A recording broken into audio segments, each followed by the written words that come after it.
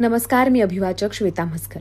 साप्ताहिक चपराक दिनांक 6 एप्रिल ते 12 एप्रिलमधील भलेपणाचे भाग्य नासले हा लेख वाचून दाखवत आहे. आवडल्यास लाईक शेअर नक्की करा आणि अशाच वैविध्यपूर्ण विषयांवरील साहित्यासाठी आमच्या चॅनलला नक्की सबस्क्राईब करा. एकनाथ शिंदे यांच्या काळात महायुती सरकारची मुख्यमंत्री माझी लाडकी बहीण योजना सुरू झाली आणि सरकार तरले. शिंदेंच्या मार्गदर्शनाखाली मंगेश चिवटे यांच्या नेतृत्वात सुरू असलेला मुख्यमंत्री वैद्यकीय सहाय्यता कक्ष आणि लाडकी बहीण योजना यांचा हे सरकार येण्यात मोठा वाटा आहे. मात्र आता गेल्या 20 महिन्यात या योजनेचा लाभ घेत असलेल्या 71 लाख बहिणी अपात्र ठरल्या असून सरकारने त्यांच्यासाठी तब्बल 21,300 कोटी रुपये खर्च केले आहेत. निवडणूक डोळ्यासमोर ठेवून कोणतीही पडताळणी न करता या योजनेचा लाभ अनेकींना देण्यात आला होता.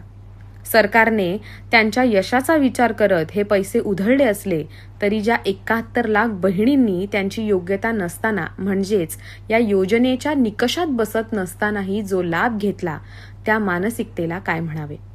सरकारी योजनांवर टीका करत असतानाच या महिलांचा हा भ्रष्टपणा हेच आजच्या लोकशाहीचे वास्तव आहे. यथा राजा तथा प्रजा असे म्हटले जाते.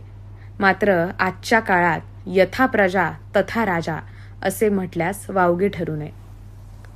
लोकांचे आचरण, त्यांचे गुण, त्यांची नीतिमत्ता याचा प्रभाव सरकारवर पडण्याचे हे दिवस आहेत. राजकारणी लोक कोटीच्या कोटी उड्डाणे घेतात हे तर खरेच, पण त्यांच्यावर आपण काही बोलावे अशी परिस्थिती आहे का? झोपडपट्टी भागात एखादी साडी किंवा पुरुषांना दारूची बाटली दिली की काम भागते, पण शहरी भागातील सोसायट्यांचा विचार केला तर ते तरी मतदान कर्तव्य भावनेतून करतात का? आमच्या सोसायटीला रंग लावून द्या, पार्किंगची सोय करून द्या, मुलांसाठी बाग आणि ट्रॅक करून द्या, या व अशा मागण्या करत उमेदवारांकडून लाभ वसूल करणारे अनेक जण आजूबाजूला दिसतात. राज्यकर्त्यांविषयीची उदासीनता आणि कोणालाही मतदान केले तरी लोकशाहीचे हे भडवे निकालानंतर गरजेनुसार एकत्र येतात, अभद्र युत्या आघाडी करतात हे माहीत असल्याने मतदानाचे प्रमाण घटत चालले आहे. सरासरी 50-55% मतदान झाले तरी त्याच 4-6 पक्ष आणि त्याहून जास्त अपक्ष असल्याने मतदानाचे विभाजन होते.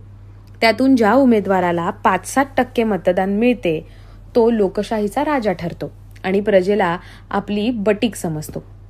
मग त्यांच्यावर अंकुश ठेवणे कोणाला आणि कसे शक्य होणार? ज्या 71 लाख महिलांनी या योजनेचा पात्रता नसताना लाभ घेतला त्यांच्या मतदानावर हे सरकार आलेले असल्याने सरकारही अपात्र आहे असे म्हटल्यास ती मुळीच अतिशयोक्ती ठरणार नाही. मध्य प्रदेश सरकारने 2023ला लाडली बहना ही योजना सुरू केली होती.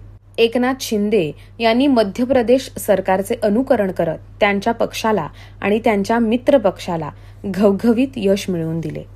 ही योजना महाराष्ट्रात सुरू झाली त्यावेळी निवडणुका तोंडावर आल्या होत्या. त्यामुळे लाभार्थींचा अर्ज पडताळण्याकडे दुर्लक्ष करण्यात आले. काही ठिकाणी काही पुरुषांनीही या योजनेचा लाभ घेतल्याचे कळते. सरकारी कर्मचारी ज्यांचे स्वतःचे घर आहे, ज्या आयकर भरतात, ज्यांच्याकडे 4 चाकी गाडी आहे, इतकेच काय तर काही परप्रांतीय महिलांनीही या योजनेचा लाभ घेतल्याचे सांगितले जात आहे. आता त्यांच्याकडून ही रक्कम परत कशी मिळवायची याची पडताळणी सुरू आहे.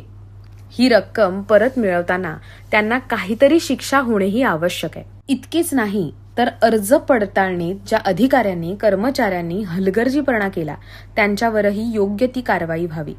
निवडणुकीत लाभ मिळेल या हेतूने इकडे दुर्लक्ष करणाऱ्या सरकारनेही प्रायश्चित्त घेणे गरजेचे आहे. कुणा ना कुणावर खापर फोडण्याऐवजी आपल्या बुडाखाली काय धगधगतंय आणि आपण इकडे कानाडोळा केल्याने तिजोरीचा कसा खणखणाट झाला हे मान्य केले पाहिजे. करदात्यांच्या खिशातील हा पैसा आपल्या स्वार्थासाठी असा उधळणाऱ्या मायबाप सरकारला लाज वाटायला हवी. गेंड्यांपेक्षा आपली कातडी मजबूत आहे, सरड्यापेक्षा कमी वेळात आपण रंग बदलू शकतो हे सातत्याने कृतीतून सिद्ध करणाऱ्या सरकारने लोकान्वयन करत आपणच कसे लोककल्याणकारी राज्य चालवतो आहोत याचा आव आणू नये. शेतकऱ्यांचे अनेक प्रश्न वर्षानुवर्षे प्रलंबित आहेत. त्यांना निधी देताना सरकारकडे पैसा नाही. टपाल खाते असेल, आकाशवाणी, दूरदर्शन सारखी माध्यमे असतील किंवा सार्वजनिक वाहतूक विभाग असेल, सर्वच सरकारी विभागात कर्मचाऱ्यांची भरती नाही. त्यांना पगार द्यायला नको म्हणून कामचलाऊ कंत्राटी माणसे बोलून वेळ निभावली जाते. अशोक खरात सारख्या भोंदूंना खुश करण्यासाठी ते सदस्य असलेल्या देवस्थानांना कोट्यावधी रुपयांचे अनुदान दिले जाते. कुंभमेळ्यासाठी पैशाचा पाऊस पाडला जातो. त्याउलट साहित्य संमेलनाकडे दुर्लक्ष केले जाते. मराठी शाळा बंद पडल्या तरी त्याचे कोणाला सोयरसुतक नसते. ग्रंथालयांचे अनुदान वाढ तर सोडाच, त्यांच्या आहे त्या अनुदानालाही कात्री लावली जाते. राज्य सरकारने 28 जून 2024ला लाडकी बहीण योजनेस मान्यता दिली होती. त्यासाठी अर्ज करायची शेवटची तारीख होती 15 जुलै 2024. या योजनेचा गरजूंना लाभ घेता यावा म्हणून नारी शक्ती दूत नावाचे मोबाईल ॲपही डेव्हलप करण्यात आले होते. महिलांनी ऑनलाईन अर्ज भरले आणि ते धडाधड मंजूर करण्यात आले. निवडणुका तोंडावर असल्याने फटाफट अर्ज भरून घ्या आणि त्यांच्या खात्यावर पैसे जमा करा असे धोरण होते. राजा हरिश्चंद्रानंतर महात्मा गांधी आणि महात्मा गांधींनंतर या योजनेच्या लाभासाठी अर्ज भरणाऱ्या बहिणीच सत्यवादी आहेत असे तर सरकारला वाटले नसावे. पण जर त्यांना हे अनुदान दिले गेले तर महाआघाडीचा पराभव सहज शक्य होणार याचे ठोकताळे मात्र अचूक बांधले गेले होते. आता ज्यांनी या योजनेचा गैरफायदा घेतला त्यांची नावे वगळून जे खरोखरी पात्र आहेत त्यांना त्याचा लाभ मिळावा असे सरकारचे धोरण आहे. ते योग्यच असले तरी आजवर जी बेपर्वाई झाली ती सुधारणे गरजेचे आहे. जगाच्या पाठीवर या चित्रपटातील गदिमांचे अजरामर गाणे आज पुन्हा पुन्हा आठवत आहे. काळ बदलला तरी त्यातील भाव किती अचूक आहे हे वाचकांच्या लक्षात येईलच. लबाड जोडीती इमले माड्या, गुणवंतांना मात्र झोपड्या. पतिव्रतेच्या गळ्यात धोंडा, वेश्येला मणिहार. वाईट तितके इथे पोसले, भलेपणाचे भाग्य नासले. या पृथ्वीच्या पाठीवर ना माणसास आधार.